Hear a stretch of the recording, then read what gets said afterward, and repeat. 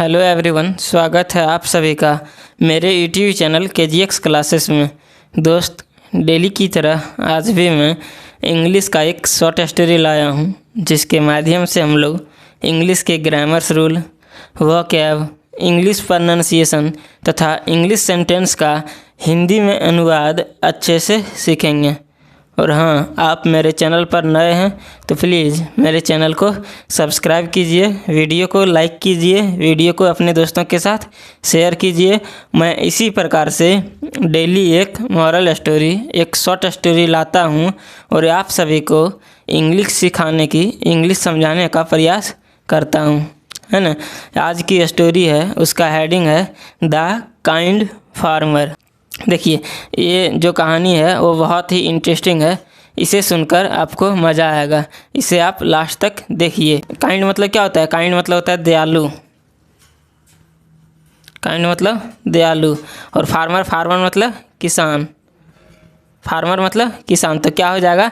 दयालु किसान, है ना। दयालु किसान। देखते हैं हम लोग। Once upon a time. देखिए, वंस अपॉन अ टाइम मतलब होता है एक समय की बात है, यह एक फ्रेज है ना। There were two farmers. देखिए, देयर मतलब होता है वहाँ, फार्मर मतलब होता है किसान, लेकिन यस लगा हुआ तो हो जाएगा क्या चीज़? किसानों, है ना। देयर वर टू फार्मर्स, दो किसान थे, है ना। देखिए, देयर का यहाँ अर्थ नहीं निकला कुछ। क्यों नहीं निकला? क्योंकि देयर जो है सो फॉल्स सब्जेक्ट की जगह आया है, इसीलिए देयर का कोई अर्थ नहीं निकला, है ना। क्या है? देयर वर टू फार्मर्स, दो किसान थे। John and Frank. क्या है? John and Frank. John and Frank दो किसान थे। Both were neighbours. देखिए, बोथ मतलब दोनों, नेबर्स मतलब होता है पड़ोसियों। क्या होता है? पड़ोसी। यस लगा हुआ, पड़ोसियों। दोनों पड़ोसी थे। क्या थे? दोनों पड़ोसी थे।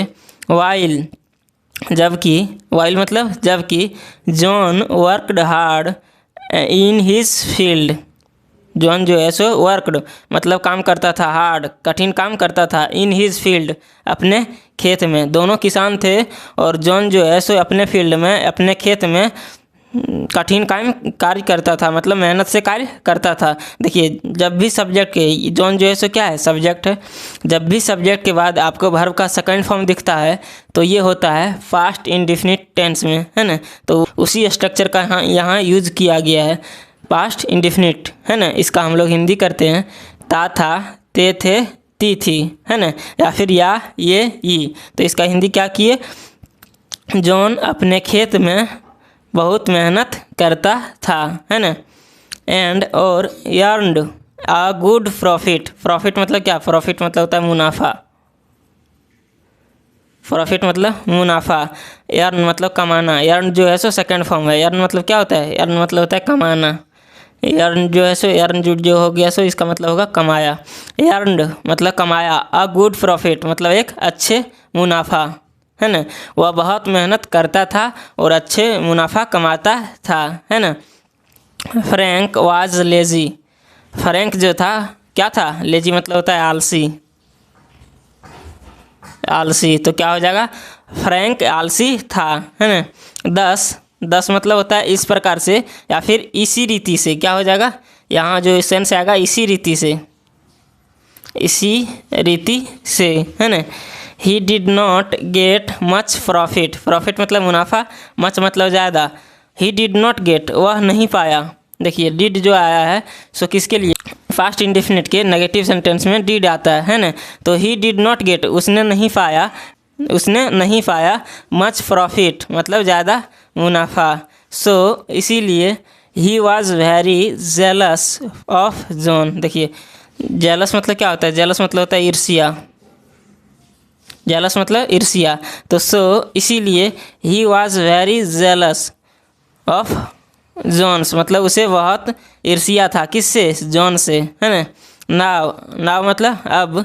वन डे एक दिन। When John was asleep. देखिए, एक दिन जब जॉन सो गया था। देखिए, अस्लीप मतलब क्या होता है? अस्लीप मतलब होता है सो जाना। तो क्या हो जाएगा इसका? वन डे एक दिन। व्हेन जब जॉन वाज अस्लीप, जॉन सो गया था। Frank set fire to John's crops. देखिए क्रॉप मतलब होता है फसल, क्रॉप्स जो लगा हुआ है उसमें यस लगा हुआ है, इसका मतलब क्या हो जाएगा फसलें या फिर फसलों, है ना। जॉन्स क्रॉप्स मतलब जॉन की फसलें। देखिए अपॉस्ट्रोफी यस यहाँ लगा हुआ है। जब भी नाउन में अपॉस्ट्रोफी यस आता है तो उसका मतलब होता है का, के, की। तो इसका क्या हो जाएगा जॉन्स क्रॉप्स मतलब जॉन की फसलें। तो ये पूरा सेंटेंस का हिंदी देखते हैं।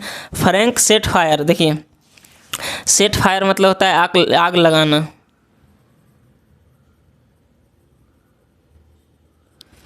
क्या होता है आग लगाना। क्या है फ्रैंक सेट फायर, फ्रैंक ने आग लगाया टू जॉन्स क्रॉप्स मतलब जॉन के फसलों में। फ्रैंक ने आग लगा दिया किस में, जॉन के फसलों में, है ना। जॉन्स क्रॉप्स मतलब जॉन के फसलें वर टोटली डिस्ट्रॉयड। देखिए डिस्ट्रॉय मतलब होता है बर्बाद होना, डिस्ट्रॉयड जो है सो वर्ब की सेकेंड फॉर्म है। तो क्या हो जाएगा जॉन्स क्रॉप्स, जॉन्स के फसलें वर थे टोटली डिस्ट्रॉयड मतलब पूरे बर्बाद हो गए थे। क्या टोटली मतलब क्या होगा पूरी तरह से, पूरी तरह से, और डिस्ट्रॉयड मतलब बर्बाद होना,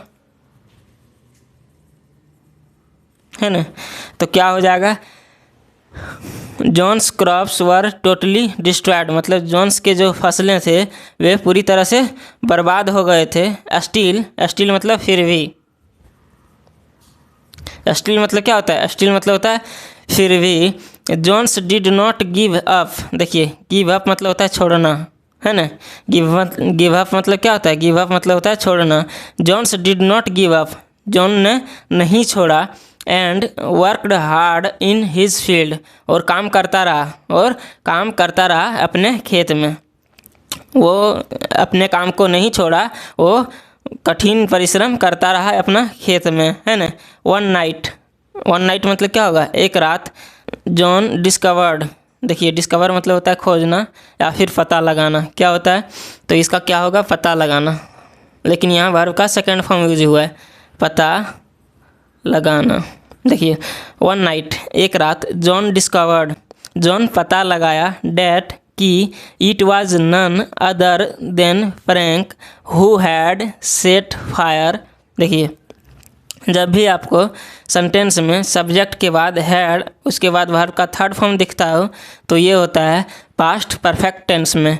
इसका हम लोग हिंदी करते हैं चुका था, चुके थे, चुकी थी, या फिर या था, ये थे, ई थी में, है ना। तो क्या है इसमें देखिए हु मतलब यहाँ क्या होगा जो रिलेटिव प्रोनाउन है। हु मतलब होगा जो हैड सेट फायर जो आग लगाया था वो क्या चीज़, वो कोई और नहीं था, वो कौन था फ्रैंक था। इस सेंटेंस का क्या होगा इट वाज नन अदर मतलब कोई दूसरा नहीं था देन फ्रैंक, फ्रैंक को छोड़कर। हु जो हैड सेट फायर जिसने या फिर जो आग लगाया था, क्या किया था आग लगाया था। बट मतलब लेकिन ही केप्ट साइलेंट, साइलेंट मतलब क्या है, साइलेंट मतलब होता है चुप, साइलेंट मतलब चुप। तो इसका क्या हिंदी होगा बट लेकिन ही केप्ट साइलेंट वह चुप रहा। क्या हुआ वह चुप रहा। A few days later. देखिए अ फ्यू डेज लेटर इसका मतलब होता है कुछ दिनों बाद, है ना। Frank fell ill. देखिए फेल इल मतलब होता है बीमार होना या फिर बीमार पड़ना। तो क्या हो जाएगा फॉल इल, फॉल होता है फॉल इल, यहाँ फेल इल है उसका सेकंड फॉर्म है ना। तो क्या है फ्रैंक फेल इल, फ्रैंक बीमार पड़ा। John over looking everything. देखिए जॉन ओवर लुकिंग मतलब होता है नज़र अंदाज। तो क्या हो जाएगा John over looking everything, John नज़रअंदाज करते हुए, क्या होगा सभी चीज़ को नज़रअंदाज करते हुए फैच्ड द डॉक्टर। देखिए फैच मतलब होता है जाके लाना, फैच मतलब क्या होता है कोई भी चीज़ को जाके लाना। तो क्या है फैच्ड मतलब सेकंड फॉर्म लगा हुआ है फैच्ड द डॉक्टर। देखिए इस पूरे सेंटेंस का क्या होगा जॉन ने नज़रअंदाज करते हुए, सभी चीज़ को नज़रअंदाज करते हुए डॉक्टर को जाके लाया, है ना। डॉक्टर को बुलाया या फिर डॉक्टर को जाके लाया। देखिए ही टूक ग्रेट केयर ऑफ फ्रैंक। देखिए जब भी सेंटेंस में सब्जेक्ट के बाद वर्ब का सेकंड फॉर्म टुक जो है सो क्या है टुक केयर जो है सो वर्ब की सेकंड फॉर्म में आया है, वो टेक केयर का सेकंड फॉर्म है। देखिए टेक केयर मतलब होता है ख्याल रखना, है ना। टेक केयर मतलब क्या होता है, ख्याल रखना। यहाँ आया है टुक केयर, तो इसका हिंदी क्या होगा।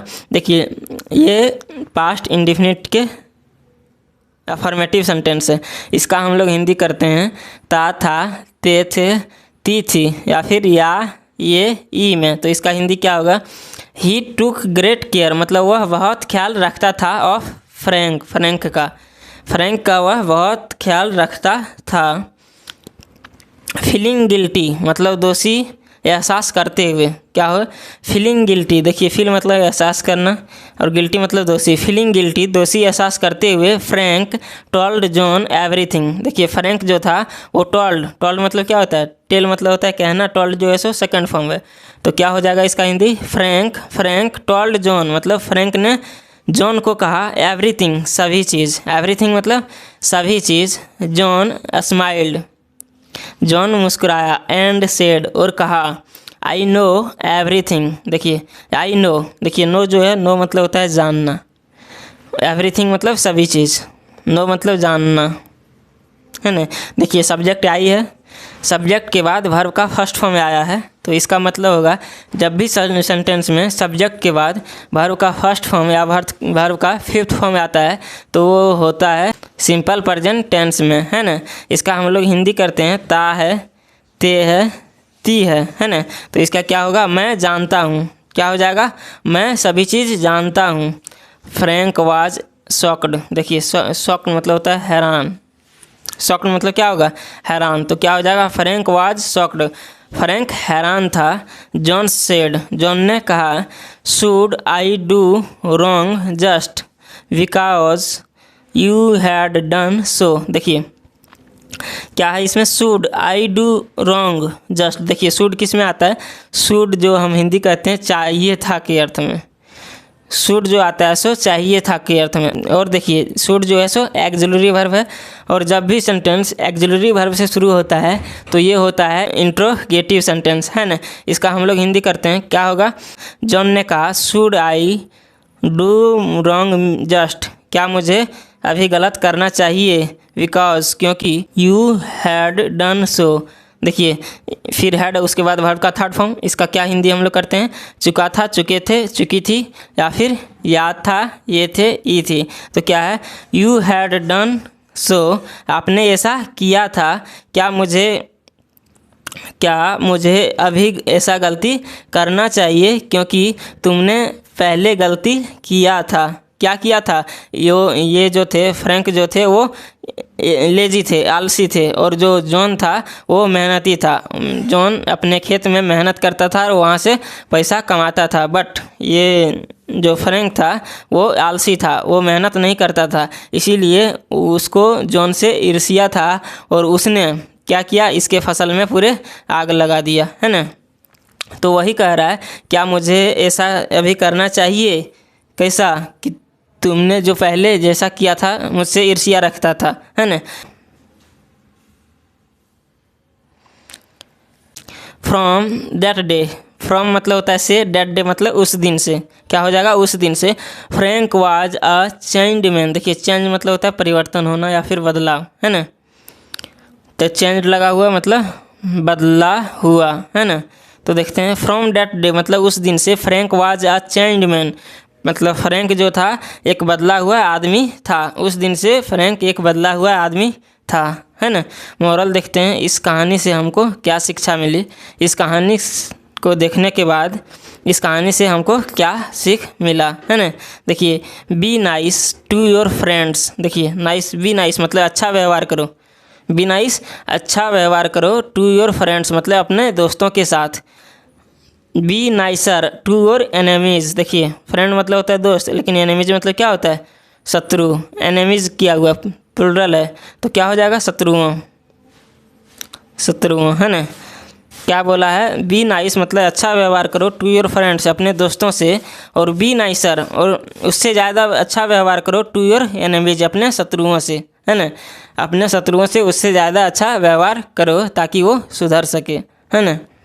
तो दोस्त आप सभी को ये स्टोरी कैसा लगा, आप सभी इसे कमेंट में ज़रूर बताइए।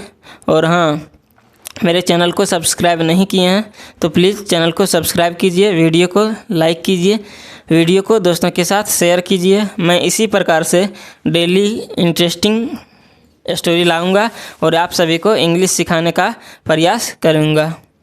तो हम लोग फिर मिलेंगे नेक्स्ट वीडियो में, तब तक के लिए जय हिंद।